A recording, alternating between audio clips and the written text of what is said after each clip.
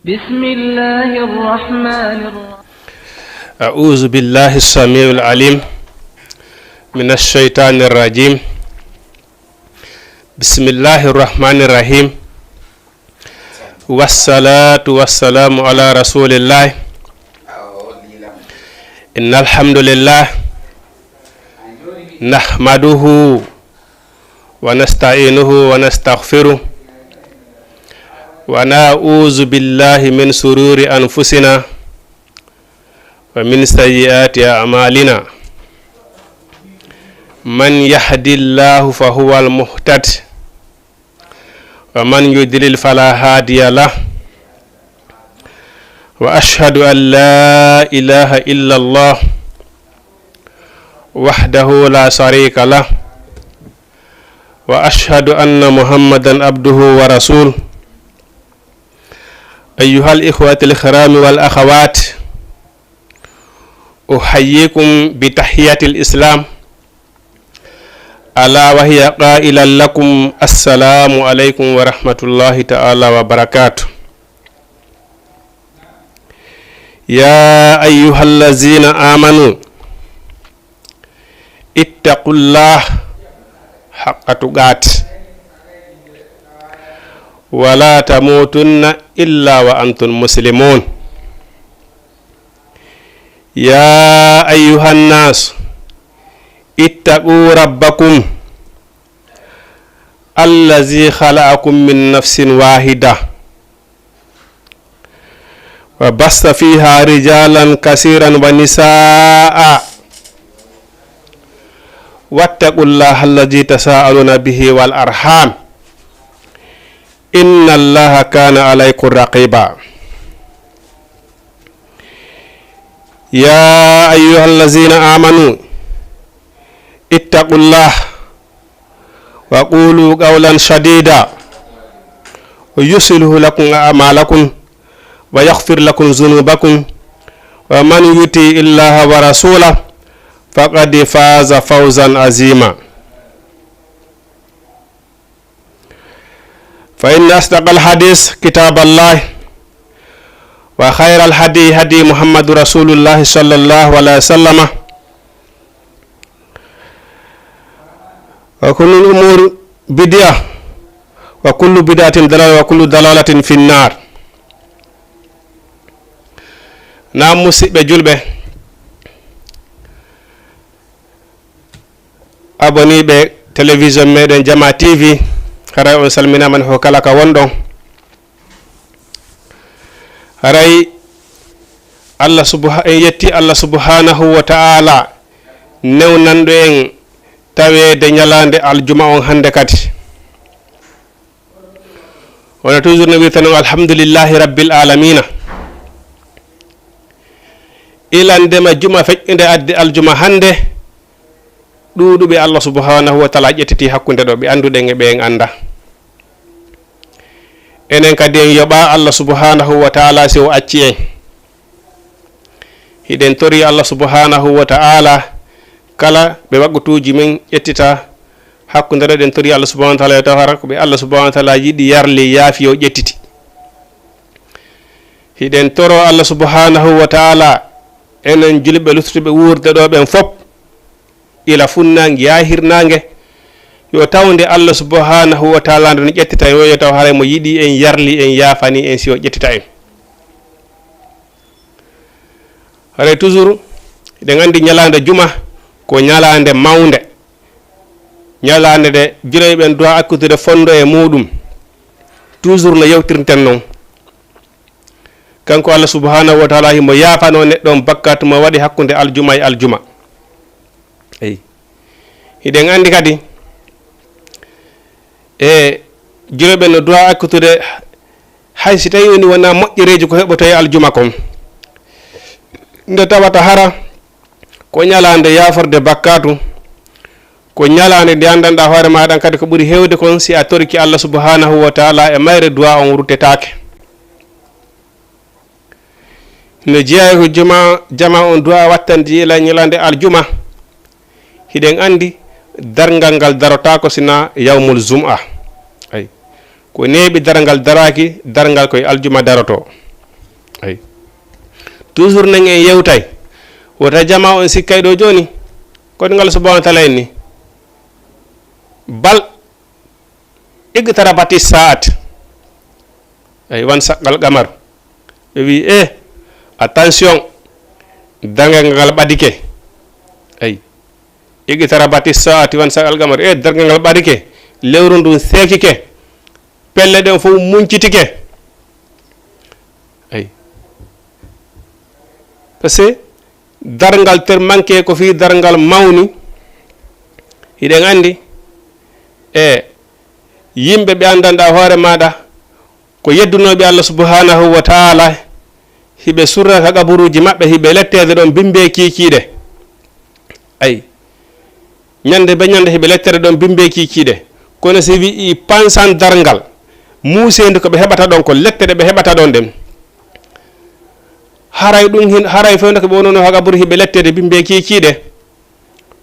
dum haray hino waani be tewoni har koy hoore danki mabbe be walino hibe neminade nyande be nyande tawata har pansan museni darngal gal lette ko aranta be don kon ko dum don buri danger na den don lette buri musude e dikko ko wonano lettede bimbe kiikide kom kaga buruji mabbe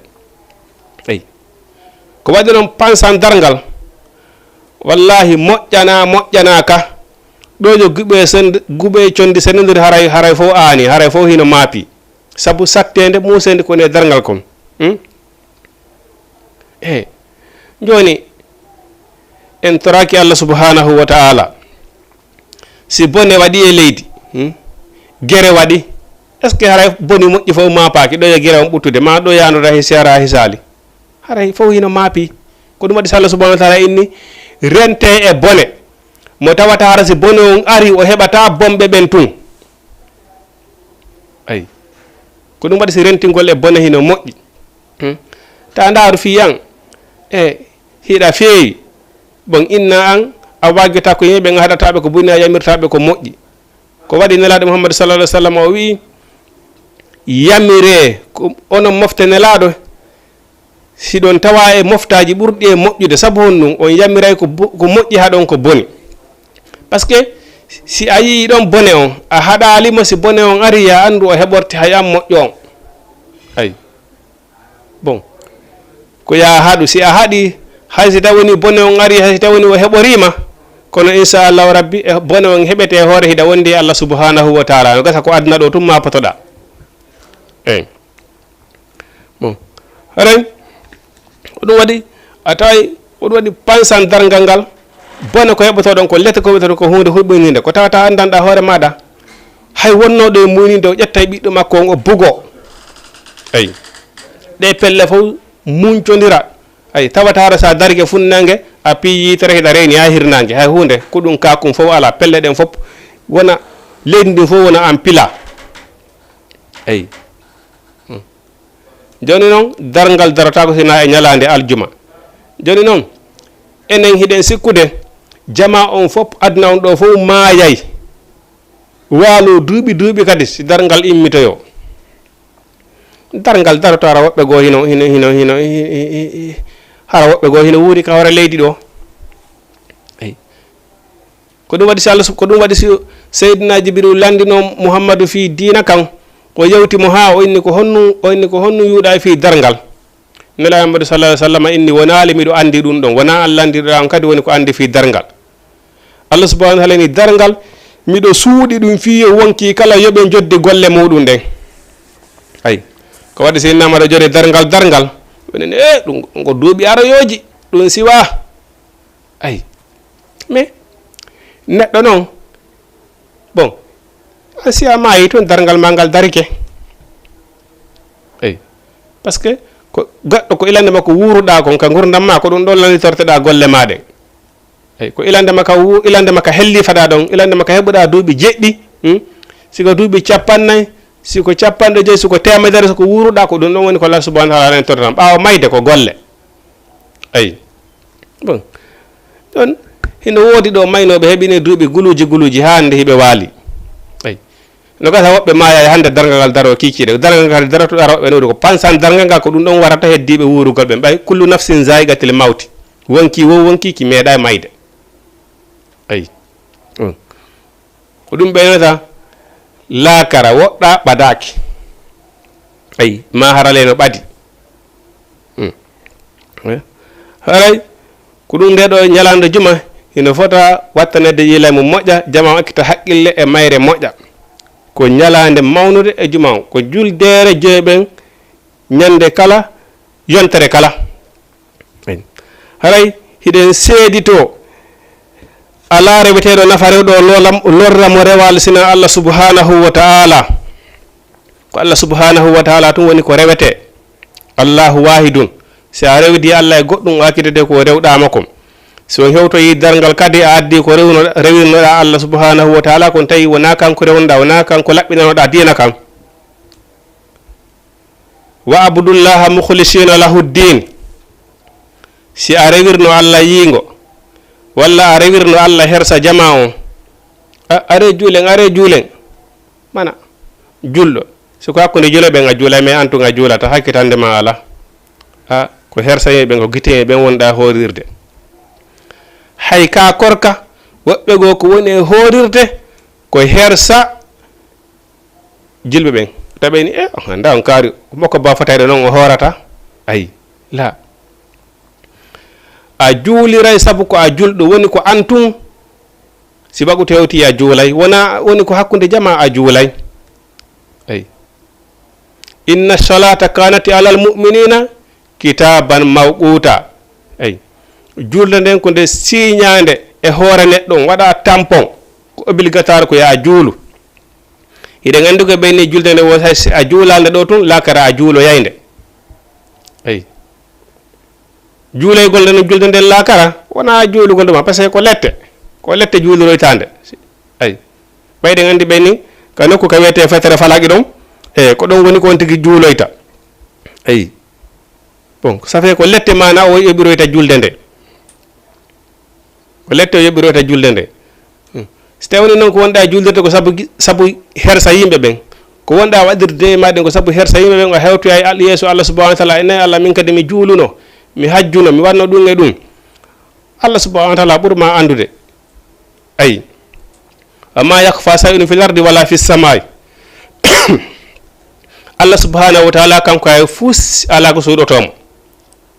amma takfa fi suduri mo andi ko suuɗi ka wonkiji moɗon kom ka suuɗuɗa ka sondoru wonki ma ki merɗa ton hay goto a yaltinanali Allah subhanahu wa ta'ala hino andi ɗum ɗon itti noon sikke ko yaltinɗa e kene ko hewti a inna Allah mi wanno ɗum ɗo Allah subhanahu wa ta'ala inna joni ɓen ɓe waddironɗa saabu muɗum yaw ɓen ɓe yoɓoye fa jaalnahu haba'an mansura gollente ko ɗen ƴette waɗe duggu sakango ko ɗum waɗi neɗɗon ko ya a gollir sabu Allah wa abudullaha mukhlisina lahu ddina ay laɓɓinanen Allah dina kan ko Allah subhanahu wa ta'ala woni ko rewete o rewdetaki ha e hunde wa abudullaha mukhlisina lahu ddin ay hiɗen seedito oɗo nelaɗo meɗen Muhammad sallallahu alayhi wa sallam ko Allah subhanahu wa ta'ala woni ko nelimo nelirimo diina gonga ko sikke wo ala e muɗum ay peewal koye nelaɗo Muhammad sallallahu alayhi wa sallam ƴettete diina koye nelaɗo Muhammad sallallahu alayhi wa sallam ƴettete wi ya ayyuhallazina haymum amanu gonɗimɓe ittaqullah hule Allah neɗɗo gonɗinɗo mu'minu ittaqullah ko Allah subhanahu wa ta'ala woni ko hulata wona banu adama ɗimmoma ay Allah subhanahu wa ta'ala woni ko hulata ittaqullah hule Allah ay ya ayyuhal nas onon yimɓe ittaqu rabbakum hule joomi mon allazi on khalaqakum taguɗo on min nafsin wahida o tagi on e wonki wooti petti baba adama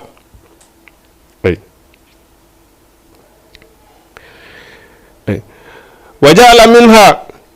ay rijalan kasiran wa nisaa ɓeeɗo ɗiɗo hawa e adama Allah subhanahu wa ta'ala waɗi e maɓɓe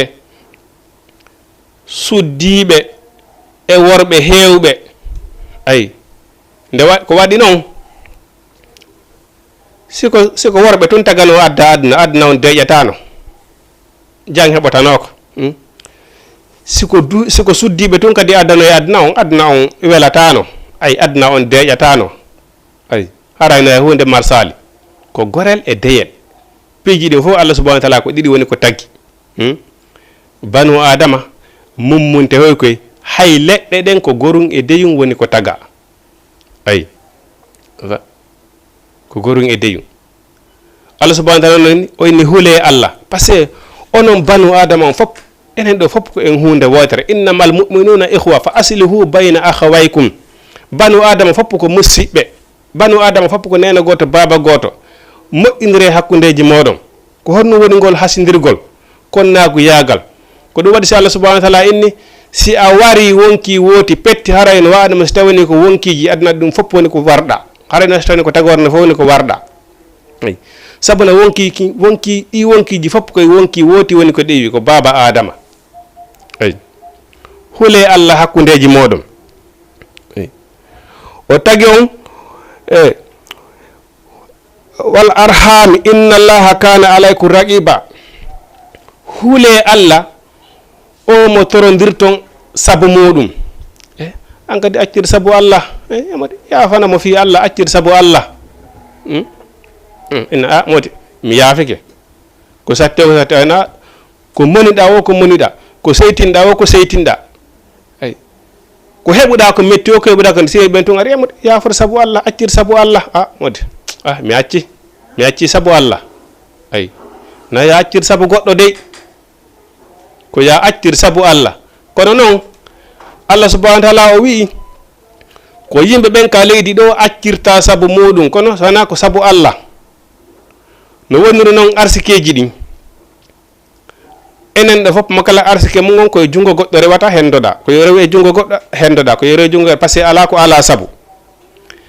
est ce que sa bonnama ɗo ko Allah subhanahu wa ta'ala cippoto ko asma to wara innama ya accu la ko yimɓe makko moƴƴe ɓen jaa e makko moƴƴe ɓen o min to yahe tororon o sabu Allah ɓen ɗo mbera ɓena ɓe min torike ma accir sabu Allah inayi mi acciri sabu Allah si a jaɓani noon ɓen ɗon sabu Allah Allah subhanahu wa ta'ala kankadi kala ko toriɗamo o jaɓante ko ɗum waɗi si Allah subhanahu wa ta'ala inni kala tororteɗo sabu Allah o salo accude si o torki Allah subhanahu wa ta'ala kañum kadi jaɓantamo yurmeɓe wonɓe ka leydi min kadi Allah subhanahu wa ta'ala mi yurme on hule Allah o mo wonɗon e torondirde sabu moɗon hakkudeji moɗon ya ayyuhannas kono e yimɓe ya ayyuhallazina kono e ɓen amanu gonɗinɓe ittaqullaha haqqa tuqatihi hule Allah no o hana hulirede noon hulire Allah parce que fi honnu hiɗa andi peleti ko Allah subhanahu wa ta'ala woni ko taguma ko Allah subhanahu wa ta'ala warete ko kanko Allah subhanahu wa ta'ala kadi o immintinete o darnoma yeeso makko o landitoma golleji maɗin ay way kayfa takfuruna billahi ko honno yejdirton Allah wa kuntum amwata o latinoki hari ko mayɓe hari on ala Allah subhanahu taguma adduma aduna ɓawonde o taguma adduma aduna kadi summa yumitukum pelletti o waroyay on kadi summa yuhyikum o wurnitoya on kadi o darne on yeeso makko o lando on o landito on golleji moɗon ni ko honno wawɗon yeddirde oɗo ay patron ma ambosuɗo ma on wiwɗo gollumi yoɓe o yeytima ko ni eni mi faldira golle an ɗen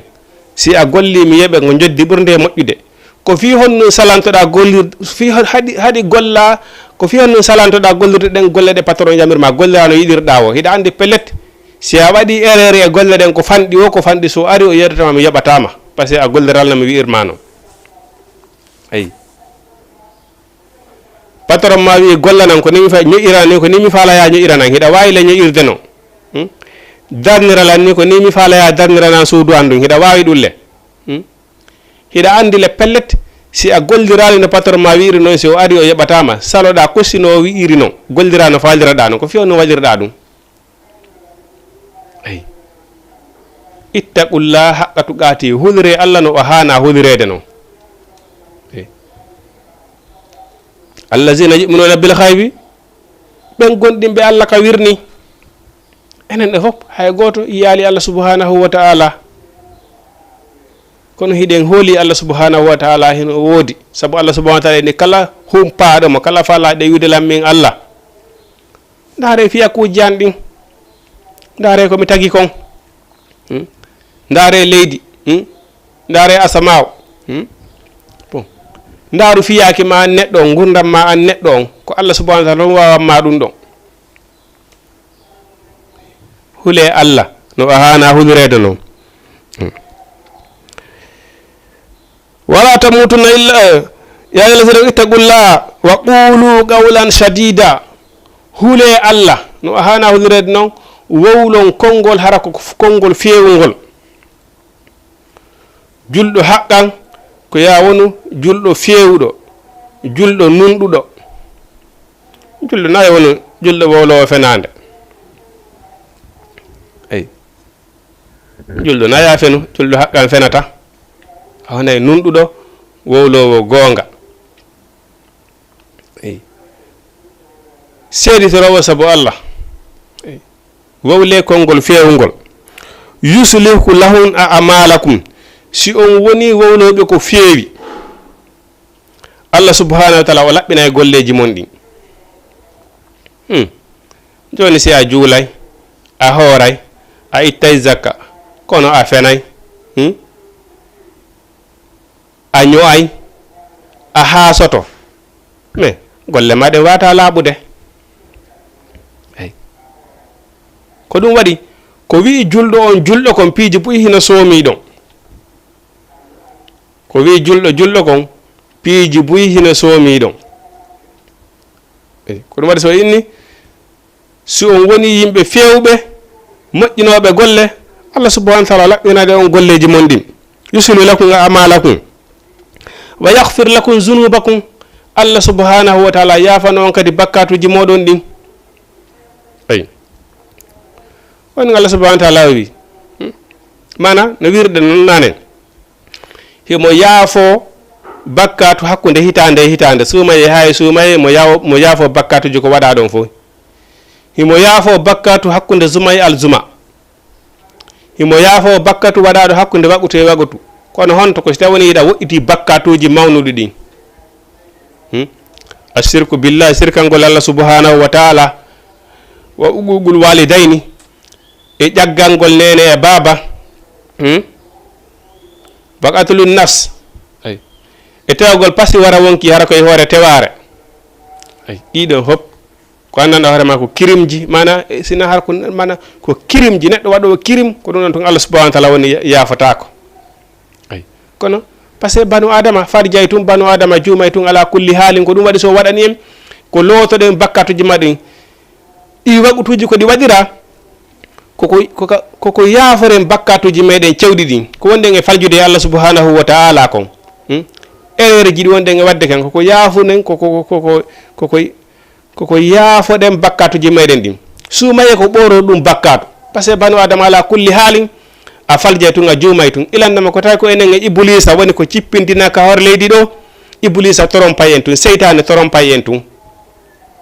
ayi bon suumaye ko waɗira ko ɓoror ɗum bakkatu, ɗi waɓutuji ko waɗira ko ɓoror ɗum bakkatu. kono noon ko so tawi woni yiɗa woɗɗiti bakkatuji jani ɗin. ayi wono yimɓe fewɓe, wowloɓe ko feewi, golla ko feewi. yuslihu lakum a'malakum. Allah subhanahu wa ta'ala o laɓɓinana on golleji mon ɗin. wa yaghfir lakum zunubakum, o yaafano on bakkatuji moɗon ɗin. wa man yuti rasula, kala ɗoftiɗo nelaɗo, faqad faza fawzan azima, o malete malal mawgal. kala ɗoftiɗo nelaɗo o malete malal mawgal. sabuna yawma la yanfau malum wala bannun illa man atallahu bi qalbin salim. ñande daroya ka dargal yeeso Allah. wona nelaɗo makiri noon o yi wona mantagol. nelaɗo mɓe sallah sallam o yi wona mantagol de, saabu diina wona ko mantore, peewal wona ko mantore, ko yettir ɗum Allah subhanahu wa ta'ala. jawdi e hoore muɗum wona ko mantore. so ay goɗɗo ne heɓa jawdi manto towa balaje, ko hankal andugol. sabu ɗuuɗuɓe feƴƴino ko ɓe halkira ko sabu tawnintinare maɓɓe nden. iblisa feere mum ko bonnira ko sabu tawnintinare maɓɓe nden. inna allaha la yuhibbu kullu muhtalin fakhurin. Allah subhanahu wa ta'ala yiɗa kala neɗɗo mantiɗo townitiɗo kon ngo wi nelaɗo Muhammad sallallahu alaihi wasallam wala kunta fazzan khalizal qalbi lan faddu min hawlika o wi Muhammadu he si a wonno neɗɗo townitiɗo neɗɗo mantiɗo ƴettitiɗo a heɓatano majorité ay hande noon si a ndaari enen ko yimɓe waɗuɓe hoore mum kukuru towniti ko ɓen ɓuri wadde majorité ay sabuna goɗɗo ko pigi ɗiɗi ko sa heɓuɗa gandal wo walla heɓuɗa jawdi wo waɗa hoore ma kukuru yeɓe garama mbattama waɗama kukuri hara ko nanata wo ko aroɓe wolanma ko welatama kon tun wona ko welata Allah kon dey ko ɓen tun heɗitatoɗa ay ɓe waɗama kukuru ay ko ɗum ɗo noon Allah subhanahu wa ta'ala ɓuri añude woni ko gandal marɗa woni ko jawdi ko ya wonu neɗɗo newiɗo cippitiɗo Allah subhanahu wa ta'ala ɓanta fima banu adama ko ya cippito Allah ɓanta fima a cippitanto tagore tun Allah subhanahu wa ta'ala ɓanta fima si Allah noon ɓanti fima hay goto liɓowoma ala ay kono si tawi woni ko ɓen aroɓe ɗon wowlanema ko weeli bon fi gandal hino woodi walla fi jawdi hino woodi ɓe araɗon ɓe wowlanema ko weeli ɗumanama tawi ko ɓen heɗitoɗa na ko hoore Allah subhanahu wa ta'ala yiɗi yarli ɓe waɗama kukuru ko ha seeɗa ay ko ha seeɗa a yanay ay par ce que kono si Allah subhanahu wa ta'ala ɓanti fima ɗa ɓawɗoma liɓude ala ay owɗoma liɓude ala si nelaɗo Muhammadu sallallahu alaihi wasallam cippintike mais an banu adama ko on maniɗa ko on sikkuɗa hoorema neɗɗo ala kulli haalin no wawɗa wawde woni wawɗa wawde ko ya cippito Allah ɓanta fima Iblis nde halkano ko nde tonitino wino min ko min hande ko jelo wiyata ɗo min ko min lammari galle an min lammari oto an lammari compte bancaire ja min ko min hande subhanallahi yew ka réseaux sociaux min hay goto ɓuralan hay na goto ala lange ñamminde ni nete lan gaynani hoore an awa ha wi alhamdulillahi rabbil alamin a yettu Allah moƴƴiki e ma jara ay yettir nemaji maɗin wa amma bi ni'mati rabbika fa haddis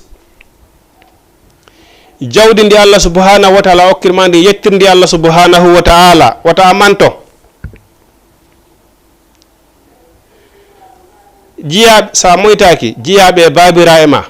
jiyaɓe famille ma jiyaɓe gorol ma ɓe fuɗɗino ɗaɓɓude jawdi hari haya jibinaka immiɗa wonɗa multimilliardaire jo hoore maɓɓe a yoɓa Allah subhanahu wa ta'ala goye na goɗɗum waɗanɗa Allah subhanahu wa ta'ala goye so jarribor ma nden jawdi ɗon non ko sala ko darugol ma hara ko musiba ma o jarribor ma nden jawdi ɗon innama amwalakum wa auladukum fitina jawdi ko fitina yo Allah walle hara ko an fewji fi mayri hara wona kayri fewji fima ay innama amwalakum wa auladukum fitina no ko hara nden jawdi nde Allah subhanahu wa ta'ala wonda de ɗon min ko min lan gaynani hoore an min hay honde ala ko mi landoto goɗɗo lan gaynani hoore an ko ɗum si waɗɗa heddiɓe fof hiɗa waɗi ɓe zéro à la base ay bon no ko sara ko fitina waɗanma nden jawdi ɗon sabu no Allah subhanahu wa ta'ala ene woodi woɓɓe goo si ɓe surrama ha ɓe gayni ndin jawdi ndi ɓe mantorayno ka aduna si ɓe surrama ɓe hucciti munkari wannakiri hucciti ndin jawdi ndi wattoyte kullil mbidane ko wiyete bollil ɓurgel hulɓinade ndi ara ka qaburu maɓɓe ndi ara ka qaburu tun neɗɗo on hawto dogugol doga yaha honto amaraka yaha ndi wiyan wota dogu komin wonno jawdi ma ndin adduna ndi mantoraynoɗa nosira ay komin woni jawdi ma ndin wota dogu nde ɗen wonde ɗo en seedali ay ndin jawdi ɗon ndin jawdi ɗon ndi watte bollil ndi taaro on tigi landema ka hoore ha miyamo yaka koyɗe ndi ƴetta hoore ndi adda ka fawde hoore makko ndin non ko ɗon on tigi lettire on ndi soppay on tigi ɗon bimbe kikede jammaŋere ma ha ñande darangal dari ay no woodi weɓɓe goo jawleɗe e mantorayno ɗen ɓe inni ñande yawmal qiyama ko feeruje yiite woni ko jawdi ndin wattoyte ma bahilu bihi ay ko ɗum ɓe lettiroyte ndin jawdi ndi Allah subhanahu wa ta'ala joneɓe ka nanɗo ɓe lettirede jawle ɗe tetanoke zakka mantore bewire waɗire ko faala jawdi no jogii ɗo multimilliard ji mais jamais no ƴetta jawdi mum ni finance fi diina Allah kan kaka Allah subhanahu wa taala yeddete tum ɗen jawle ɗon ɓe ƴettiroyte ko ɗen ɓe paasiroyte ñande janngo watte feere jeyte ɓe paasire eyi mais honto ko jawdi ndin nafi kon noko hara nin jawdi ndi wonɗa e mantorde ɗon kono gandal ngal waka zalika ko noon kati eyi kono alkiso no heɓuɗa o yettu Allah subhanahu wa ta'ala yettu Allah subhanahu wa ta'ala anda ko Allah subhanahu wa ta'ala woni moƴƴiyema anden yewtereji ɗin fop ko ɓuri moƴƴude yewtere ko kitaballahi ko deftere Allah subhanahu wa ta'ala nden an a julɗo haqqan yuɗo ashhadu an la ilaha illallah muhammadur rasulullah sallallahu alaihi wasallam Allah subhanahu wa ta'ala ni wa ma khalaqatul jinni wal insi illa liya'buduni mi tagiral yeɓe nge jinnaji ɗen sina fiya ɓe rewan ene ilande ma secteur bimbi ha secteur kikiɗe hiɗa andi ko konguɗi jeli woni ko yewtuɗa hiɗa andi ko haala joni ko yewɗa ala wo e konngol yaltaygol ɗo sina malaika ɓe windaygol Allah tawara konngol moƴƴol woni ko yalti ko ɗum waɗi sinaraɗo maki kala wowlowo si woni duuɓi temedere lebbi temedere hiɗa fanki si tawi woni na ko moƴƴi woni ko wowlata haray fanku ka fankuɗa ɗon ko ɗum ɓurma moƴƴude sabu konngol yaltugol wo malaika ɓe winday ɓe arestiraygol an a julɗo yewtereji ɗin fop ko ɓuri moƴƴude yewtere ko kitaballahi ko deftere Allah nde alquranul karim an konno wata wonirde bimbi hakkikiɗa a heɓali hay aya goto alqurana janggaɗo a heɓali hay juju goto lebbi ɗiɗi lebbi tati a ronko heɓude hay juju goto janggaɗo hitande a ronko heɓude jujuji tati juju nayyi janggaɗi hara hino hulɓini Allah subhanahu wa ta'ala wi neɗɗo jantotoɗo inde Allah e neɗɗo mo jantota ko inde Allah no wawi hakkude wurɗo e mayɗo mislul ladzi yazkurullah wa mislul ladzi la yazkurullah ka masalil hayyi wal mayyiti neɗɗo wowlowo inde Allah e mo wolata inde Allah hino wawi hakkude wurɗo e mayɗo ko noon ɓe wani différence maɓɓe ko noon wani Allah subhanahu wa ta'ala par ce que a ala wadde ko Allah subhanahu wa ta'ala addirma ɗo kon ko addirma ɗo ko sabu dewal Allah mais ngal dewal ngal Allah subhanahu wa ta'ala addirma ɗo si ala wadde ɗum haray Allah subhanahu wa ta'ala no kontuma an ko a wurɗo eyi ko ɗum waɗi so wi to wala taqulu liman yuqtal fi sabilillahi amwatun bal ahya'un inda rabbihim yurzaquna walakin la ya'lamun Allah subhanahu wa ta'ala ni ɓeya mayɓe tawi ko fi Allah woni ko ɓe mayani hiɓe surra ha gaburuji maɓɓe Allah subhanahu wa ta'ala ni ɓen wona mayɓe taw sikku ɓen ɓe mayi dey hiɓe wuuri hiɓe arsikede ka jami maɓɓe toon ko woni tungo noon o ganda ɗe balɗe yewtuno ɗo yiwde mayde ko hakkude ka wonki makin sortanaɓe ka ubboyeɗa ka gaburu mayde ko hakkude ɗon woodi ila ka on tigui ubba ka gaburu yimɓe makko ɓen hucciti hande keɗa immintinama ko ɗum wiyete ko wiyete gurdam barzaki kon haray hande kadi hiɗa reeni aduna siko rewɓe accunoɗa hiɗa andi honɓe ronno rew e maɓen hiɗa reeni ɓiɓɓe maɓen mana adna on fof addante haray hiɗa reena haray hiɗa reeni bimbekiɗe jamaɗema kala kone feƴƴide aduna hiɗa reeni jawdi ndi accinoɗa ni wonɓe ƴettude ndi nosira waɗa ko faala haray fopp hiɗa reeni aray aduna hino wa amma wa écran hiɗa reeni fop bon joni noon ka gaburu ɗon gurdam barzaki siko lette an e majje hiɗa on ɗon tokkoton a immintinte ɗon tokkoton ha ñande dargal dari siko duuɓi temedere heddi ɗo e dargal darade ko ɗon siko ñallal ko ɗon siko moƴƴanaɗo kadi ko noon kanko kadi hara himo nemino ɗon ko ɗum waɗi kala mo Allah ƴettiti e hoore ko Allah subhanahu wa ta'ala yiɗi yarli Allah subhanahu wa ta'ala ni o tan sikku on ko mayɗo de ko o wurɗo a yurzaquna inda rabbin hiɓe arsikede nokku ka joomi maɓɓe hiɓe arsike toon ko ɗum waɗi ko ɓuri moƴƴude fof e yewtere ko kitaballahi ko deftere Allah nden sa jangi alifu goto heɓay baraji 10 alifu goto heɓay baraji 10 mais julɗo kono wata wonirde wuuraka hor leydi ɗo anda deftere Allah nden si a maayi ko ɗum wonde ko ɗum wata andirde Allah ko ɗum wata andirde ko ɗum mbawata andude ko mboni Allah a arifuni qabla an ta'buduni andelan ko addi o rewdelan ko ɗum waɗi si al yahuda en to huɗano khairil mahdubi alayhi ngara wona ɓen ɓe tikkanɗa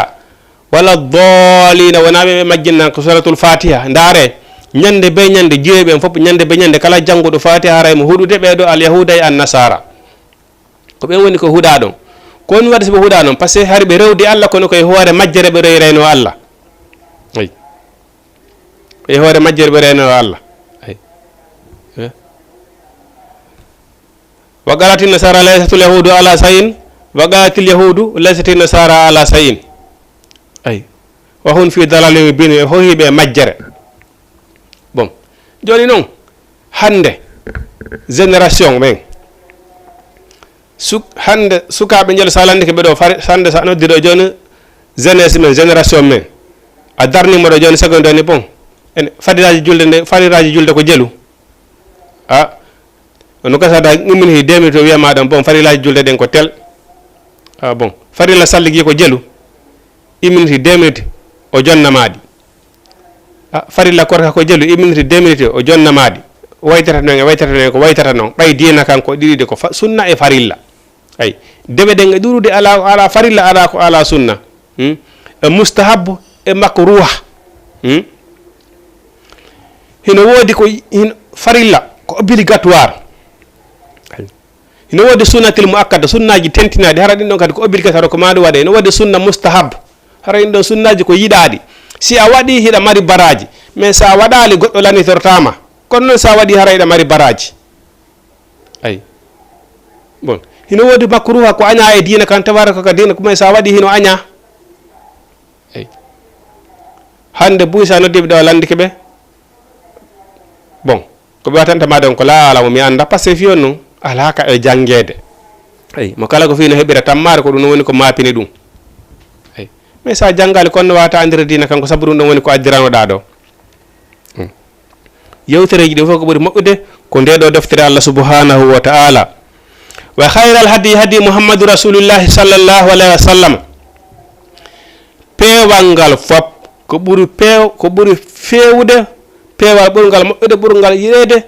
ko peewal muhammadu nelaɗo meɗen muhammadu sallallahu alayhi wa sallam mono faala hisude heɓude jam e kisiye wota a tefu ko ɗum ɗo baban en waɗi ko ɗum ɗo ceerno waɗi ko ɗum ɗo ustad sikari waɗi tefu anda ko nelaɗo muhammadu sallallahu alayhi wa sallam waɗi kon waɗa ɗum ay nelaɗo waɗano e ma intervention hakkude ma e Allah ñande janggo ay joni noon enen hande ko nelaɗo meɗen muhammadu sallallahu alayhi wa sallam waɗuno kon fop en acciti en jokki weeli foti mana en ƴetti ko wiyete dina ko en waɗi ɓawo meɗen hiɗen andi sen daari ko wiyete wendu kawsara en fof en nani histoire mum hino wowle wendu kosam wendu ɓurdu e welde ko mofte nelaɗo muhammadu sallallahu alayhi wa sallam woni ko ɗum tagana yahoyi ha dargal wuuli ha woɓɓe fu boyki e lakkere mum moftade yaha ɓe wubba yaroygol ka wendu nelaɗo on yara yawgol yaroya wendu kawsara tawa hara wuuli hara ɗon hewti gonga koyte ittu ka yitere ɓe fokkite yaroygol malayka ɓe ƴetta leɗɗe yiite luuboɓe nelaɗo on eymoɓe mina terteɓe ko mofti anni on anda ndu wendu ko fi maɓɓe malayka ɓe wiya la muhammadu ɓe sansino ɓe jeyaka e ma ɓe sansino ko addunoɗa kon ɓe sansino ɗum few ɓe jokkino weeli foti dina muhammadu kam ɓe sansino ɗum ay ko ɗum waɗi so fe neɗɗo wota ɗayno hoorema wota on tigui janfo hoore mum kato anda ko nelaɗo wi kon waɗa ɗum so fe hay janngugol hay ɗaɓɓugol gandal suɓu ko homɓe jannete suɓu ko homɓe wonata karma ko ma par ce que toujours en yewta wona ko jangi kon fof woni reconnaissant ayi peewal ngal fof ko peewal nelaɗo muhammadu sallallahu alayhi wa sallam ɓuri ayi andite kala ko fuɗɗita adda sinca e dina kan inna ɗum ɗo ko dina yen andu ɗum ɗon haray ko majjere ko majji kon noon fof ko yiite jahannama woni ko yahata wa na'uzu billahi min ad-dalal hiɗen mawlo Allah subhanahu wa ta'ala e ko wiyete majjere kom kala ko sinca inna ɗum ɗo ko diina tawi wona diina nelaɗo Muhammad sallallahu alaihi wasallam gollali ɗum ko majjere kala ko majji kon fof koko yiite jahannama yaata noon acca jommu wa kullu bid'atin dalala wa kullu dalalatin fi nnar kala ko fuɗɗita sinca inna ko diina ɗum ko majjere ko majji kon fof ko yiite jahannama yaata hiɗen mawlo immorde yiite jahannama eyi ɗum waɗi so ni neɗɗo fof neɗɗo ɓawonde seeditiɗa Allah reeteɗo wona sina Allah subhanahu wa ta'ala seedina oɗo nelaɗo Muhammadu sallallahu alayhi wa sallam ko Allah subhanahu wa ta'ala woni ko nelimo heɓuɗa imanu gonɗinal ko wiyete julɗo haqqankon rentiɗo bonoji Allah ɗin jaɓi yamiroji Allah ɗen witir ɓawo nelaɗo ko ɗum woni imanu billahi haray hande kadi noon ko ya andu farillaji toɓɗiɗi ma ɗin farillaji dewe ɗen kono wirde noon farilla julde korka ay sunnaji anda ɗum ɗo fof par ce que diina kan goldirtake jembi pullo fuuta tegiri mi sikki inni sikke juulata ka sikke juulata hande kadi anda mana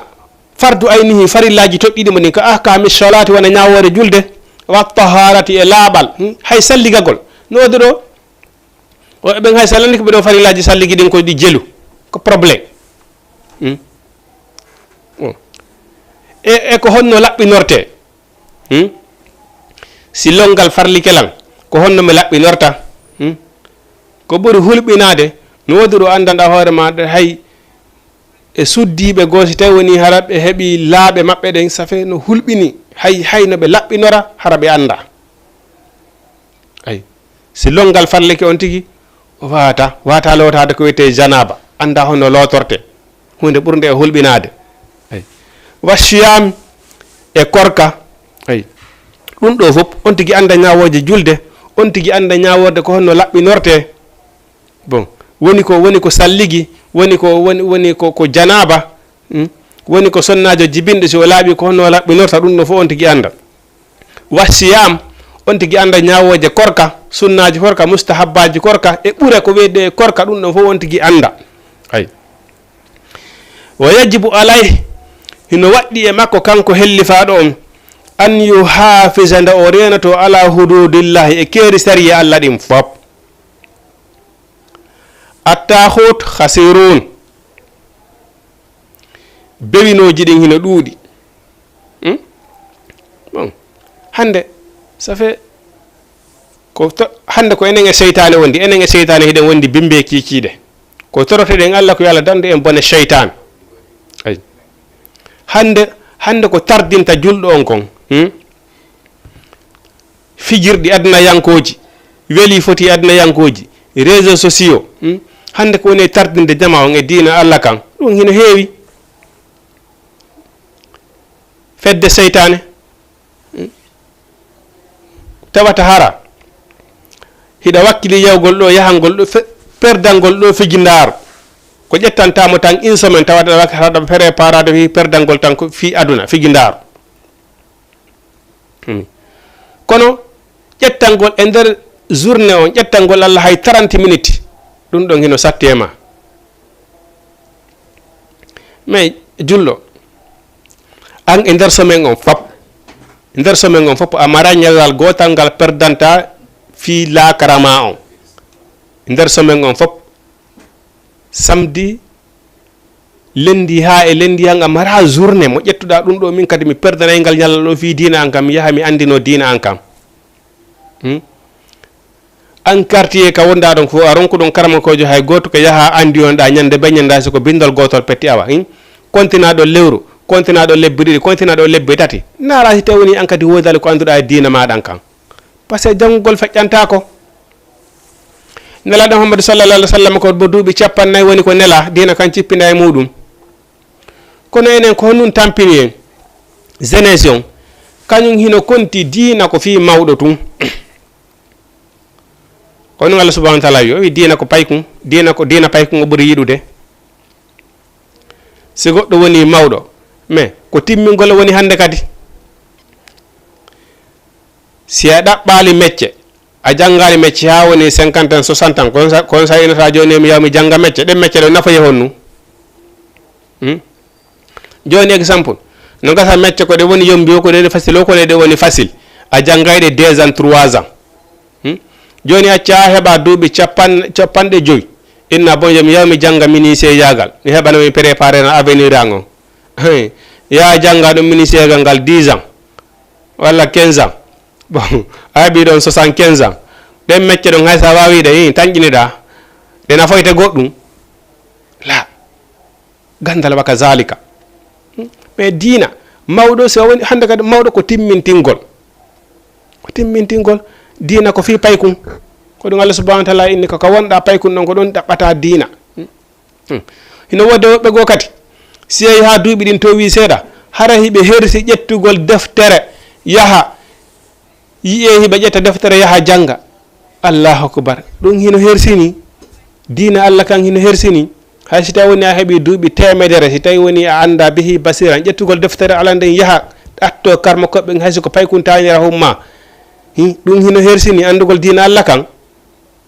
emba a hersi ko hana hersinade ay bon kono noon an a hersali ka wagutu hewdata yaha wiye allahu akbar daroɗa a wawata darnude a anda tayya bon a anda tahiyatil masjidi safe hay e hunde safe diine kan a jambay tun kala ko woni o ko si alandike na ɗum ɗon ɓuuri hersinade ma a julɗo noon immoyɗa noon yahoya yeeso Allah subhanahu wa ta'ala ñande jango ɓay kullu nafsin zaiqatil mawti a mayay wawɗa mayɗa malakul mawti ara mbaɓɓama ha qabru ma man rabbuka ma nabiyuka ma dinuka tawa hara an fiyaki dina ma fusi a anda daroyɗa yeeso Allah subhanahu wa ta'ala Allah subhanahu wa ta'ala komi taggirnoma ma khalaqatul jinni wal insi illa liya'buduni mi taggirali yeɓe nge jinna si wona fiyoɓe rewam mi tagguma mi arsikima mi neli nelaɗo kadi ko tindine ko ni rewirta Allah a rewno Allah ka rewano tawata hara a rewano Allah ara fo si anda no Allah subhanahu wa ta'ala wir noon ñande o addoy yawma yati kullu ummatin bi nabiyihi ñande nelaɗo kala mofte kala e nelaɗo mum addu ha yeeso Allah subhanahu wa ta'ala nelaɗo on lande an min nelonoma e mofte kaarije a yettinno nelaɗo inayi mi yettinno nelaɓe fof ñaawe mofte mum ɗen goto ha lanna nelaɗo Muhammadu sallallahu alaihi wasallam kadi adde nelaɗo o lande Muhammadu min nelnoma e ɗe mofte ya tindinɓe no honno Allah rewirte a tindinno ɓe a yettinno diina kan nelaɗo hinnayi mi yettinno enen kadi mofte nelaɗo ɗen adde ɗen Allah subhanahu wa ta'ala mi nelno nelaɗo e moɗon yo yaw o yeeto on diina an kan ko ɗum eni Allah rewirte heɓa moƴƴere anden qulna habitu minha fa imma yatiyannakum minni hudan faman tabi'a hudaya fala khawfun alayhim wala hum yahzanun o wi baba adama hawa iblis meme leydi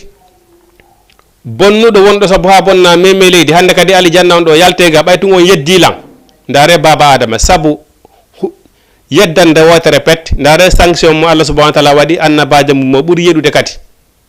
aw wallul halqi mo adi tagude baba adama bone hun gotum petti ko waɗi sabu o wi'ita memo ngal ɗo leggal o memi ngal tawi sanction on ko hande kadi ko yaltingol makko aljanna direct memo leydi ay malgré baba adama o tuubi la ilaha illa anta subhanaka inni kuntu minaz zalimina e Allah mi bonni yaafolan sa yaafaki lam mi jeeyama e perduɓe Allah subhanahu wa ta'ala ni gasi mi yaafi kono hande kadi meme ka leydi mi hokkoyay on sansi goto mi naɓoyay ton alqur'ana e sunna mi yeetoy to on mi holloyay on laawol ko honno wawato rewdude hande ke da heɓon o aljanna ɗo ko ngol laawol on hande kadi rewa ton obligatoire si tawni koyon nattu ka aljanna ɗo ange ɓiɓɓe maɓe ko ɗum noon Allah subhanahu wa ta'ala waɗi o addi alqur'ana o addi sunna o addi nelaɗo mo sallallahu alaihi wasallam yaw yedda moftaden ko ni eni Allah rewirte moƴƴere nden heɓo ala wo e moƴƴere sina nelaɗo mo sallallahu alaihi wasallam o tindini hono nden moƴƴere den heɓorto ala wo e bone sina Allah nelaɗo rentini on bone ɗon al yawma akmaltu lakum dinakum hande mi timminani on diina hay hunde fof si arata ɗo hande kadi o goɗɗo inna ko diina tawatara nelaɗo gollali ɗum ɗon kala ko goɗɗo innima ko diina ndawi tawi nelaɗo golli ɗum ɗon wa raditu lakumul islamu diina mi suɓaniki on diina l'islam ko l'islam woni diina kala ko tawi wona l'islamu ɗum ɗon wona diina wa man yabtahi khayra al islamu diinan falan yuqbalu minhu kala daɓɓuɗo ko wona l'islamu diina ko perduɗo o jaɓantake wa huwa fil akhirati min al khasirin ko jeyaɗo e perduɓe ay o jaɓantake bon joni noon Allah subhanahu wa ta'ala inni fa imma yatiyannakum minni hudan si pewal ngal aroyi fa man tabi'a hudaya kala jokkoyɗo pewal ngal fala khawfun alayhin kulol ala e dow makko wala hum yahzanun wona kanko woni ko soninoyte pullo fuuta ni wo mo bonna hula ka si a bonna hay hunde ko ɗum hulata ay kono noon bonɗo suusa reedugo sabuna ko wiya nangue bonɗo woɗo yando sina kanko tewona kanko haray noppi makko ino ƴeri tum lo fuuta ni mo bonna hula pewal ngal arno ngal kala jokkunoɗo ngal alqur'ana e sunna hara ya hula fuy sabuna hara ɗa wonde Allah hiɗa wonde nelaɗo Allah wondude Allah wonde nelaɗo ma paaki watani neɗɗon ko ma anda ko nelaɗo golli o reno e keeri sari Allah ɗin fop ay wa yaqifa inda amrihi mana o haɗito e ko Allah subhanahu mana o haɗito wa yaqifa o daro inda amrihi nokku ko Allah subhanahu wa ta'ala yamiri mo ɗon yoɓuɗen bewinoji ɗin hino ɗuuɗi seytaneji ɗin hino ɗuuɗi iblisaji ɗin hino ɗuuɗi hande o aduna si a toppiki aduna weeli foti safe hande piiji ɗi sifotako alyahuda e annasara hande ko ɓe woni haɓirde jilɓe ɓen ko addangol ɓe piiji ko ɓe hilno ay ɓe terto dina kan bon joni ndaaru e nder somen on fof an kadi ƴettu balɗe ɗiɗi ɗen ɗon yaha ɗaɓɓa ko andinoɗa diina maɗan kan aɗoya balɗe 6 ɗen ɗon jokka weeli fotima awa balɗe ɗiɗi a décidi a janggay e nder hande kadi décida e nder gurdal ɗan hande kadi e nder yontere nden samedi dimanche ko an andi jour dembo mari marde temps ho ma no gasa ko golluɗa o ko golluɗa ko niɓɓuɗa e golle ma ko niɓɓuɗa e golle ma no gasa 20 heures haraya cippike ɓuuri hewde en karma koɓɓen ko jemma ɓe heɓata tan janggirgol bon yaha 21 heures 22 heures yaha jangga andino a diina maɗan kan ka jangguɗa 1 heure tan wara wallahi a heeɓi darsu ɗatuɗo ken janggo kadi ara continuera noon fayi janggo ara continuera noon hay sina ñande be ñande wawi nder semaine on ƴetta 3 jours wallahi anda joni diina ma kam ay bon kono hino wakkili ka réseaux sociaux poddagol ɗon ha minuit ha 1 heure ha 2 heures ha 3 heures du matin hino ka connexion ay kono woni sansi daroyɗa no yeeso janggo Allah subhanahu wa ta'ala wiya honno si nelaɗo on addoyama landama tawara nelaɗo pelete o yettini diina kan o yettini fes o timmini wiya honno Allah subhanahu wa ta'ala darɗa noon on sawi ko ɗon noon Allah ƴeewe mbaweta ɓe wiyano ɓeyna Allah jonande kono men faala unzurni nennani men seeɗani ɗande kono men faala okki men sansi hun seeɗani joni nattimen ka aduna nattimen ko aduna okka men tan hun seeɗani ko yamironɗa men gollugo o fof mi yamen golloya ɗum e nder leere wotere pette eyo e jakala hiɗa wawno janggude deftere Allah nden e nder leere wotere pette eyo e jakale dewi Allah hiɗa wawnode wadde ɗum e nder leere wotere pette wuruɗa duuɓi jeli aduna saliɗa hay haata Allah subhanahu wa ta'ala ɗum woɗɗi aduna lanni aduna yillititake hande kadi ay aduna on o piliyama o ñobbama hande kadi ko mondugo ala jiɗetaki aduna hande kadi hay haata woɗɗi ay Allah subhanahu wa ta'ala ne malaika ɓe udditaneɓe dambuɗe yite ɗe ɓay kamɓe ɓe yahi aduna ɓe wuuri ko ɓe wuuri ɓe heeɓi sokolanaɓe ay mata adduniya mataul khurur aduna ko hodohum ay par ce que a hilnoto aduna ha mayde nden bette ɗon ay hay goto jokkata aduna ha wiya gasi ko ya jokku aduna on heɓa no wuurira heɓa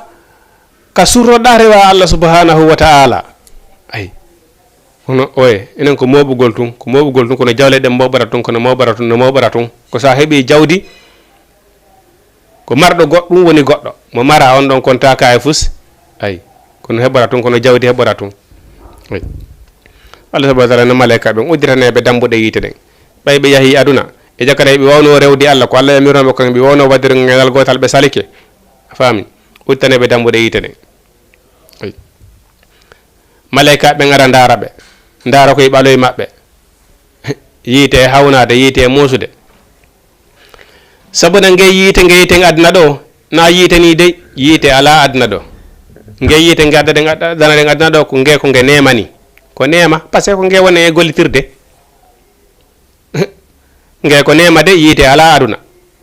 joni noon ndaare nge yiite wonge aduna ɗo ngeɗo nge kontaka yiite e nge wonge lakarade ngeɗo singe memima nde wotere petti ko nun sikkuɗa hay ngeɗo hiɗen huli bone magge nge lakara noon malaika ɓe ngara ndara ɓe ha ina onon ko honnu wonnoɗon e huwude aduna ha tawata hara ko ɗo ara ton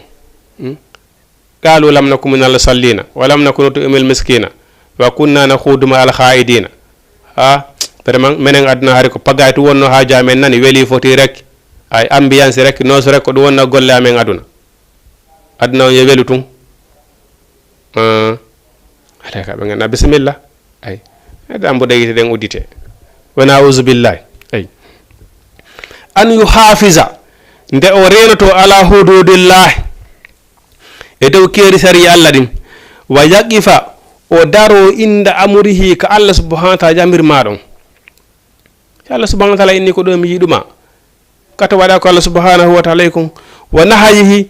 o haɗito e ko Allah haɗimi kon waya tuuba o rutto ila Allah faade e Allah subhanahu wa ta'ala subhanahu on mo laaɓal woodani qabla an yaskhata alayhi ko adi Allah subhanahu wa ta'ala tikkande on tigi hiɗen andi nelaɗo Muhammad sallallahu alaihi wasallam ɓe maaki hiɓe huti on mo gotum mum fooli sappo mum min non e an a hutaki on hara so tawi woni hara a golli gotum petti jeenayi a dubulante jeenayi wattay kon golluɗa kon wona sappo e si a golli gotum petti ko kun gotum kon golluɗa ɗon kum ɗuytotako kum ɓeydotako ko kun ɗon tum joni noon kun gotum ɗon kun domina sappo on hihi an e hoore ma noon ko nelaɗo wiɗon kon hiɗa rekonisi ɗum ka rekonisi hara yahutaki on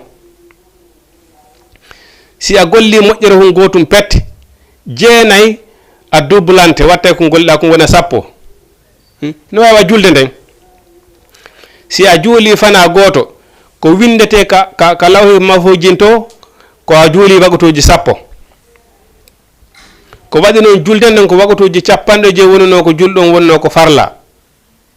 nelaɗo torani en ha ɗuyta woni julɗe 5 kono Allah subhanahu wa ta'ala o winni ko golle ɗen mi ɗuyti baraji ɗin mi ɗuytali ay sa juuli wagoto goto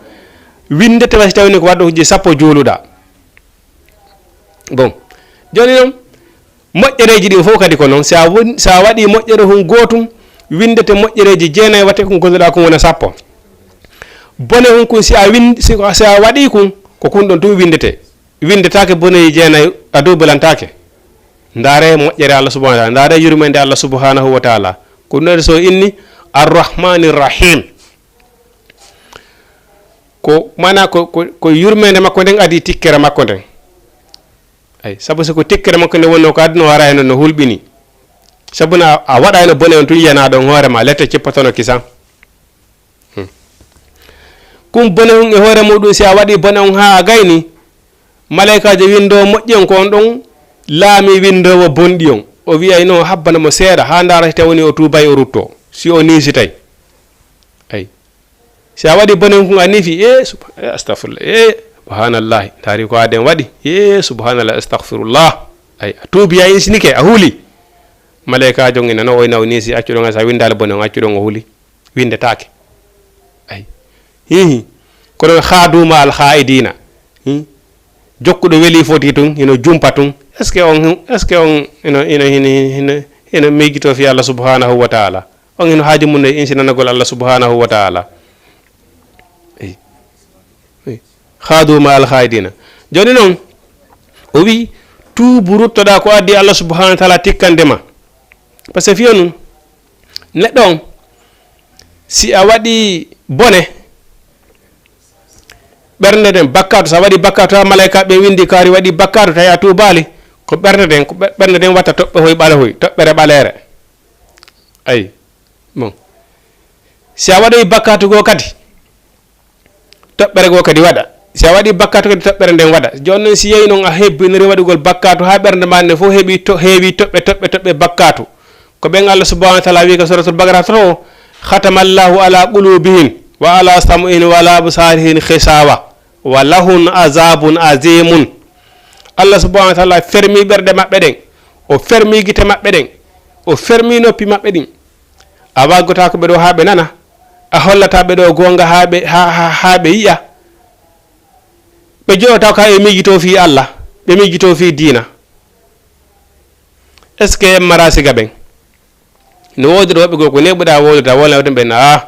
ɓe no waɗi oto tawni hara ɓe yahi ɓe arti ay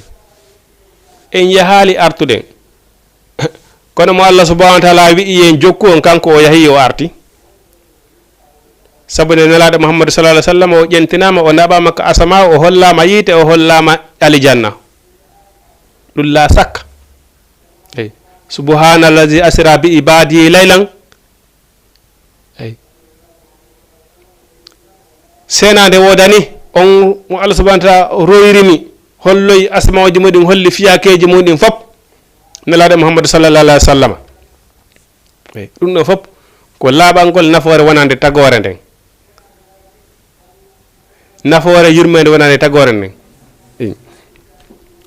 joni ɗo si a waɗi bakkatu an noon joni sa waɗi bone hun gotum petti ko gotum kon windete si a waɗi sappo sa waɗi moƴƴere hun gotum heeɓe baraji sappo yahoye ɗon ka dargal kon gotum ma ɗum domine sappo ma est ce que an harɗa wadde ko moƴƴi ara yala wadde ko moƴƴi ko ɓen Allah subhanahu wa ta'ala ko jiyanoɓe welsindiɓe eyyi ko ɓen o inneɗa khaduma al khaidina ene jokki tum weeli foti sina ɗum ko welsindiɗa o ko welsindiɗa ko welsindiɗa o ko welsindiɗa gotum ma hanano dominde sappo ma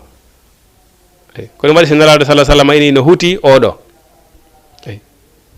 joni noon wattana yila toujours calculé e nder daw ɗi waqtuji joyi inna salata kanat alal mu'minina kitaban mawqutuna est ce que ɗi waqtuji joyi hiɗen respectude ɗi hiɗen juulude ɗi e leere hiɗen respecte ɗi ala e feƴƴirde ɗon goho deuxièmement est ce que e nder semaine on fof a tawni hara ko dimanche miɗo perdande diina an kan miɗo yaade mi andino ka diina an nder lewru ndum noon lan heɓude jojuuje jeelu si weetimi mi wiya astaghfirullah laabe jelu nelaɓe sallallahu sallam e maaki hebbinore wiwgol astaghfirullah la ilaha illallah ay sabu astaghfirullah hino tawa e ko teddinoyta peese moƴƴente ɗin ñande janngo ay ko laɓɓinay ɗum kadi goɗɗo e bakkatu astaghfirullah nelaɗo e maaki min ñande be ñande ko fanɗi konko ɓuri fanɗi ko mi wayi astaghfirullah laabi temedere mi atu marra ñallal ngal mi heɓay astaghfirullah laabi jelu ɗi waqtuji miɗo miɗo respectede miɗo julde ɗi haqqan miɗo kipino mi andira fiyake diina an kan est ce que fi ka diina komi tagira fi muɗum ama hawatul jine wal insi illa liyabuduni est ce que ɗum hino mapinimi est ce que ɗum hino intéressé mi ayi bon ɗum noon fo arani ɗon hino foti andude ɗum ɗon ayi ko ɗum waɗi jonno si yeyi noon ha ɓernde on tigi nden fof on tigi hebbinori waɗugol bakkatu ha ɓernde nden fof waɗi toɓɓe ɓaleje hannde kadi ɓernde tigi nden fermama o yiyata gonga nanta gonga ko neɓa wajede hakkitande mon ala ɗum ɗum o wa'a yo ɓeya heferaɓe to inunoɓe mouhammadou ɓe ni he mouhammadou abou jahali en si leggal fuɗi hingal yoori ngal ƴoƴi hingal yoori eyi ngal mawni hingal yoori si a wiya fewnega ngal helay ka helata nelaɗo maki helay e maki a menen ko noon min way min fewata aduna eɗa faala wola ɗo honnunde min fewata ayi nam bon hino hawni on tigi tuuba rutto ko adi Allah subhanahu wa ta'ala tikkande ɗum wa surutu tawbati sarti tuubu be an nadamu ala ma fata ko niisugol kala ko on tigi waɗi ko ilandam ko ƴettuɗa décision mi tuubi ɗon tuuba murta suma lutta ila ka ƴettuɗa décision mi tuubi ɗon hara ko tubannoɗa kon hannde kadi a jaɓal yittitade muɗum fes an nadamu ala ma fata alayi on tigi niisa bone ko wanna kon tububuye ko ɗum woni sarti tububuye ko niisugol ko waɗanno bone on kon ayi bon wona hirsugol nayi wona cobba dey cippinal qur'anaji est ce que nelaɗo wi ɗum ɗo walla Allah subhanahu wa ta'ala wi joni sarti tububuye ko hirsugol nayi sarti tububuye ko cippingol al qur'ana la ko an nadamu ala ma fata alayi bone monnoɗa wadde on mi tuubi mi wattata on ɗon hannde kadi a laɓɓinani Allah subhanahu wa ta'ala lanni ko Allah subhanahu wa ta'ala tubante wona goɗɗo ko kanko tun kadi yafuto bakkatu inna Allah yaghfiru dhunuba jamia la yaghfiru dhunuba illa Allah ko Allah subhanahu wa ta'ala woni yafutoɗo bakkatu ko o mawni wonon ko o mawni no wirde nane no si tawni a sirkana Allah a ƴaggana nene e baba a wara wonki e hoore teware pas Allah subhanahu wa ta'ala yo yafato bakkatu sidi non haray mo fatawa embere ndiyan ɗan ka geeci ka baharu Allah subhanahu wa ta'ala o yafato bakkatu ay parce ko kanko Allah subhanahu wa ta'ala mari ko kanko mari kanko woni yafotoɗo bakkatu so wi o yaafike lanni ala lanitotoɗo mo ko ɗum woni sarti tububu yew ko niisugol ko waɗanno bakkatu ko waɗɗo bakkatu kom namu jama tv haray neɓata leere mon o yenano heddani en ɗo no gasa 5 minutes ha 6 minutes haray ɗon wawi natude ka jama tv waɗon 206 209 plus waɗon 54 dans 5 minutes 10 minutes inchallah wawen waynodirde ay neɓata ko happalole ɗen kon yoni 206 209 plus 54 wawi nadde ka jama tv sino waɗi ko landotoɗo lando ɗon te woni koko famuɗen fi muɗum ɓangguinen sen fama fi muɗum kadi maren ɗon ha ɓattuɗen karma koye meɗen ɓen ɓe wawa en laɓɓinande 206 209 plus ɗon 54 wawan nadde ka jama tv assurutu tawbati an nadamu ala ma fata alay ko niisugol ko waɗanno bone on kon wanniyatu o anniyo alla yauda ila zambin fima baqiya min umrihi o desida ilande makka mi tubani ɗo hande kadi mi memitata hande kadi hande kadi mi bonnata Allah subhanahu wa ta'ala hande kadi tububu yema on selli ala ton condition ngay fus condition wonni ko nisugol ko waɗanno kon si a nisi tun Allah subhanahu wa ta'ala yafoto fi sa'atiha e sa'a mo inno tuubi on kati meccay ha ko arata ay meccay ha hitande aroyore ha anda ay almawtu men mayde nden hino ɓatti ɓuringol korondol ngol fofirta ɗo hiɗa andi si Allah subhanahu wa ta'ala accete ha ko feewi sinna ko feewi tuuboyta ɗa andi so accete ha ton ko wawi so ini to wala yahillul lahu an yuakhiru tawbata daganta ko ma nennugol tuubuɓe par ce que anda fi sa'atiha e sa'i mo inne tuubi on in kana si o laatinoke mutalabbisan biha himo waɗɗodiri ko wiyete yeddugol Allah subhanahu wa ta'ala innahu ala nafsihi basira an neɗɗon hiɗa humpiti fi hoorema goddo gono jibi kon non nga jibaaki fi hoorema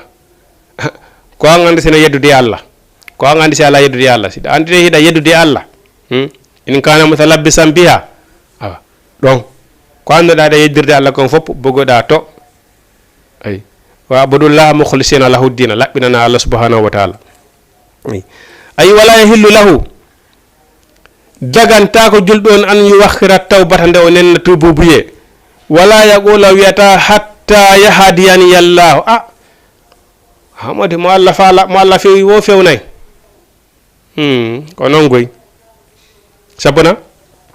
hay goto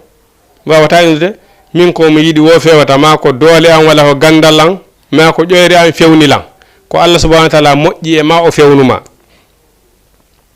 ko non nga wakkiloto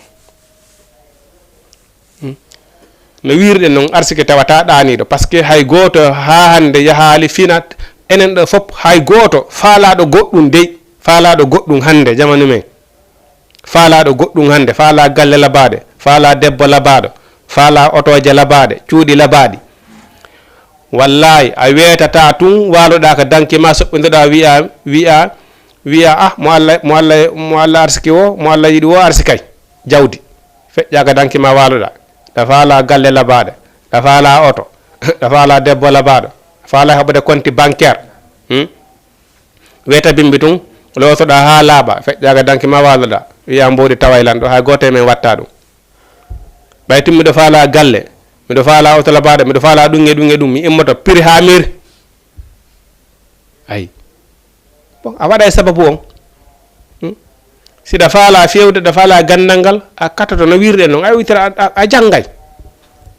fa bada bil ilmi qabla al qawli wal amali a jangay si da faala fewde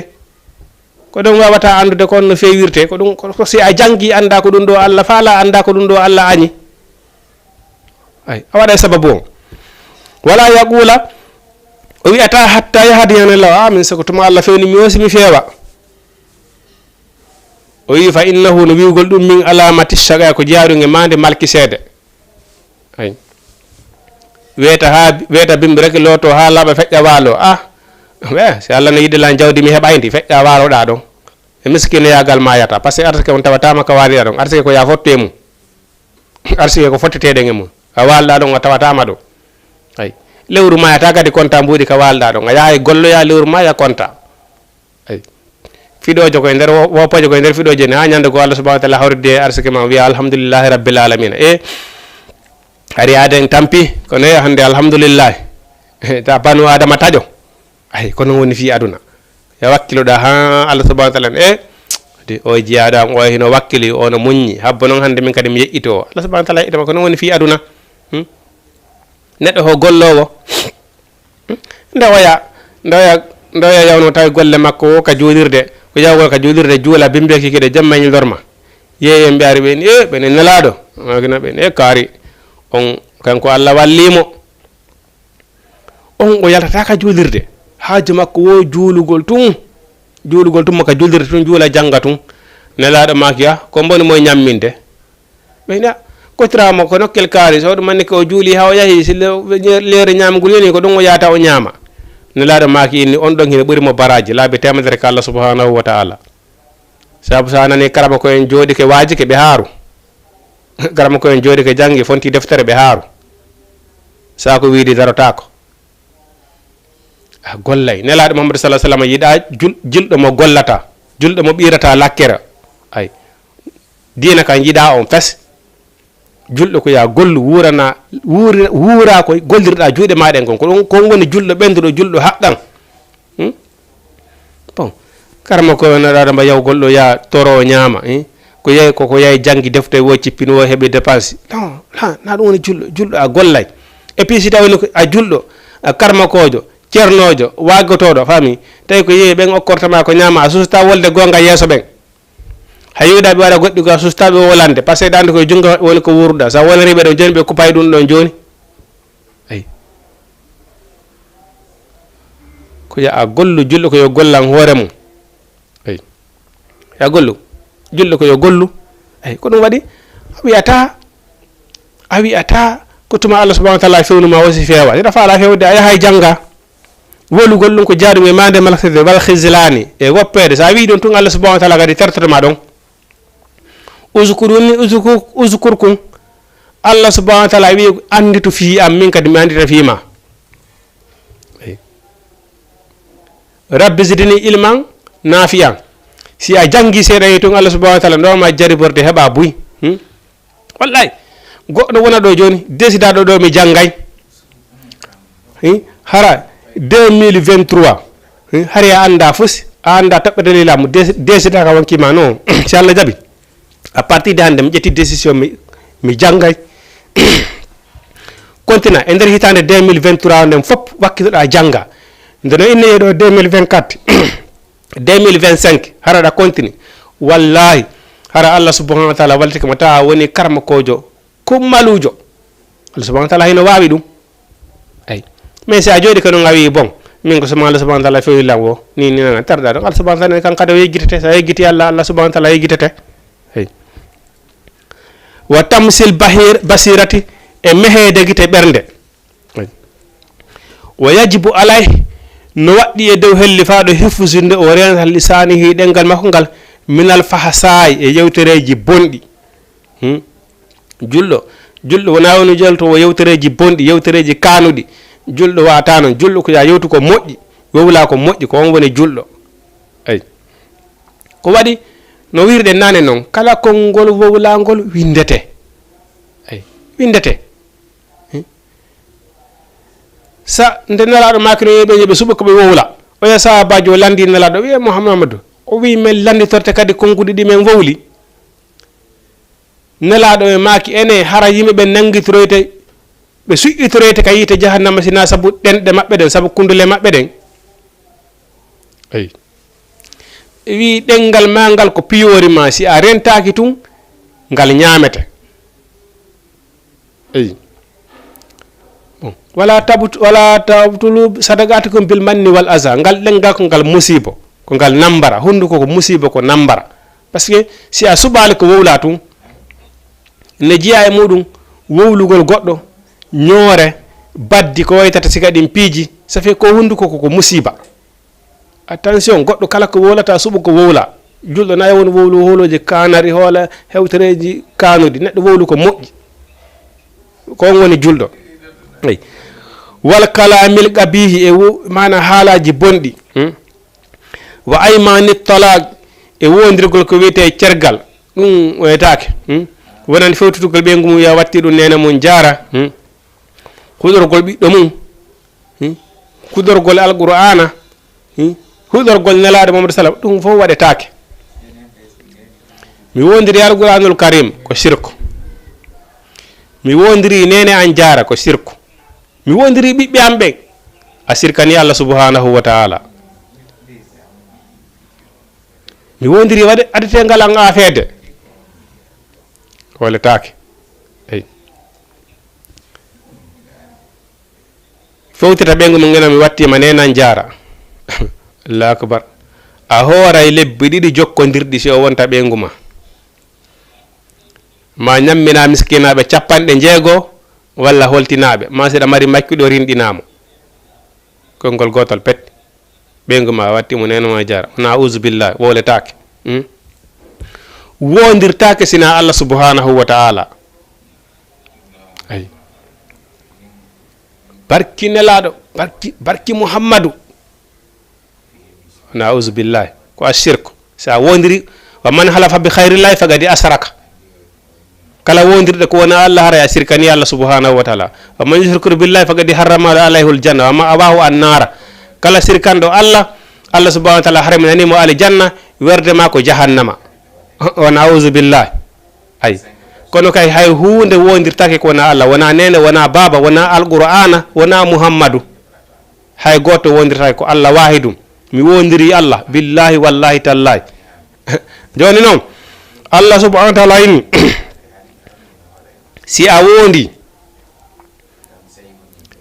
kala déjà Allah subhanahu wa ta'ala ini rente e wondore ko hunde hulɓininde goy siɗa mari no yewtira goɗɗo ha o hoolo yewtira ma nden hara wiyale billahi wallahi tallahi wondu billahi wallahi taala yo tawa yo yaw ha tawa hande kadi sesi tawa sina ɗo rewranɗa on tigi wawata hoolade fami ko ɗum woni ko sesi hayyo taw hara sesi sina ɗum wowlan on tigi ɗum ko hunde kaari ayi par ce que hakkude julɗo enen joli ɓe nde dowa hoɗodirde kono ndaare enen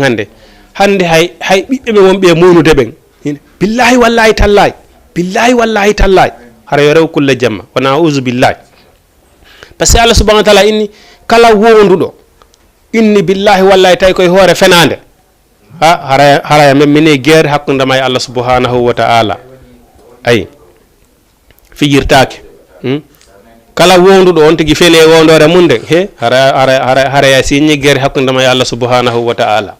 ayi ko Allah tun woni ko wondirte si a wondiri ko wona Allah ko probléme si a wondi kadi a feni e wondore ma nden probléme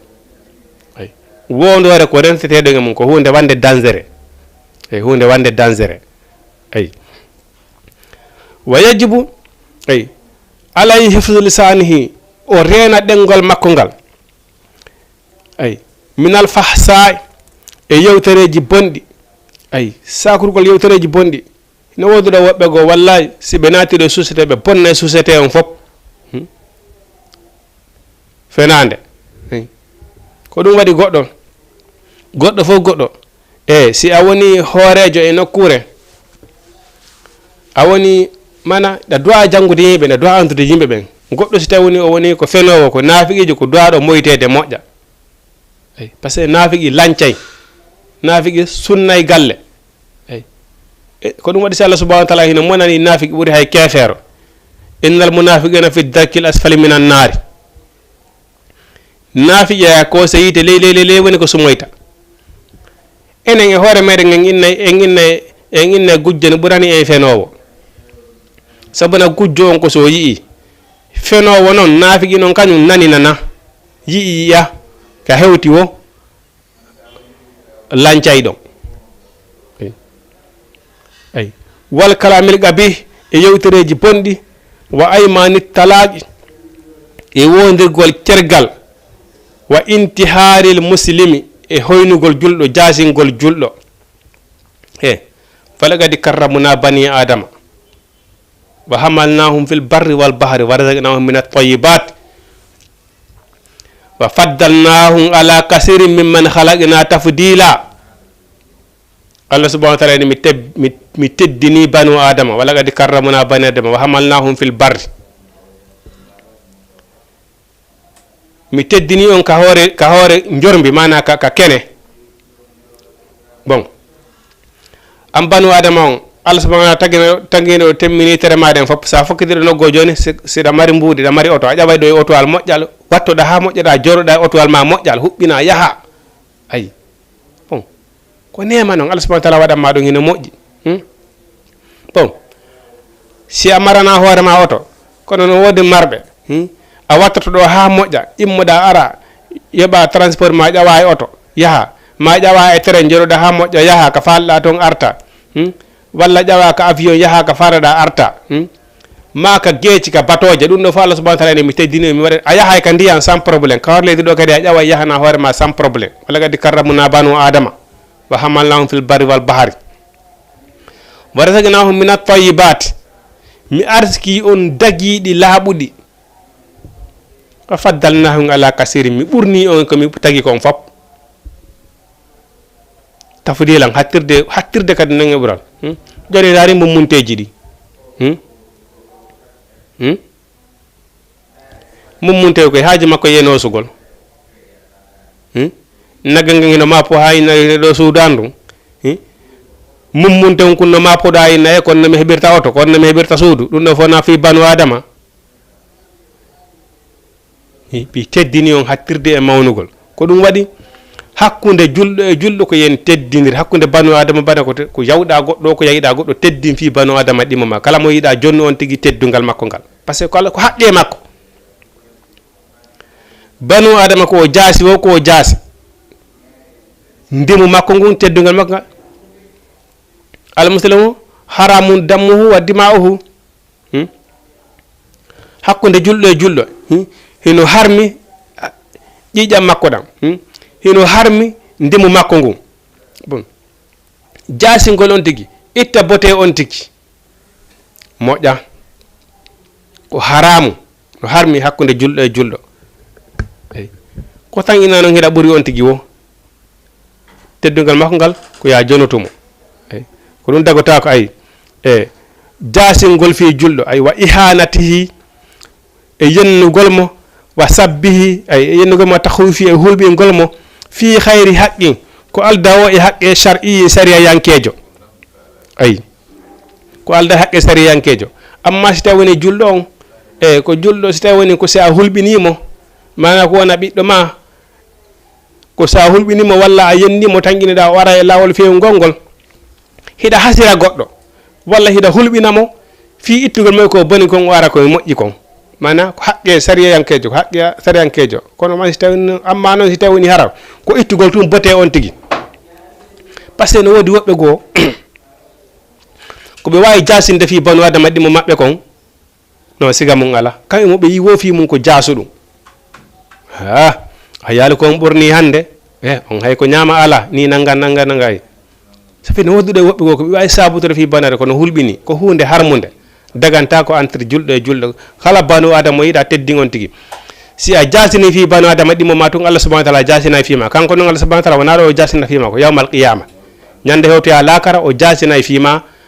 ni sa ko jasinanoɗa yeeɓe aduna ɗo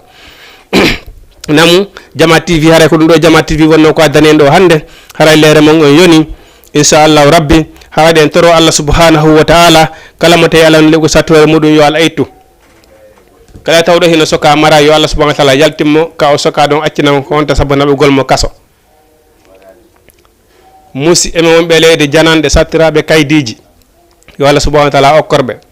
kala faalaɗo wayasude wayasi dagiɗo yo Allah subhanahu wa ta'ala newnu yo Allah okkoren fiira e feere sabuna ko feere gollata fiira ne heɓo kono si feere nden heɓaki huwotako yo Allah okkoren fiira okkora en feere nden fewnana en denden alata danda en kata e kasara e Allah okkora en lamɓe fewɓe ko ardo en fewna en enen majorité on kadi danden alata danda en kata e kasara danda sabu gagne bone iblis rahmati la ilaha illa anta subhanaka inni kuntu minaz zalimin rahmati allahumma la sahla illa ma ja'altahu sahlan wa antal hazina idza ji'ta sahlan ربنا آتنا من أزواجنا وذريتنا قرة أعين واجعلنا للمتقين إماما ربنا إننا سمعنا مناديا ينادي للإيمان أن آمنوا بربكم فآمنا ربنا فاغفر لنا ذنوبنا وكفر عنا سيئاتنا وتوفنا مع الأبرار أقول قولي هذا أستغفر الله لي ولكم السلام عليكم ورحمة الله تعالى وبركاته بسم الله الرحمن الرحيم الحمد لله رب العالمين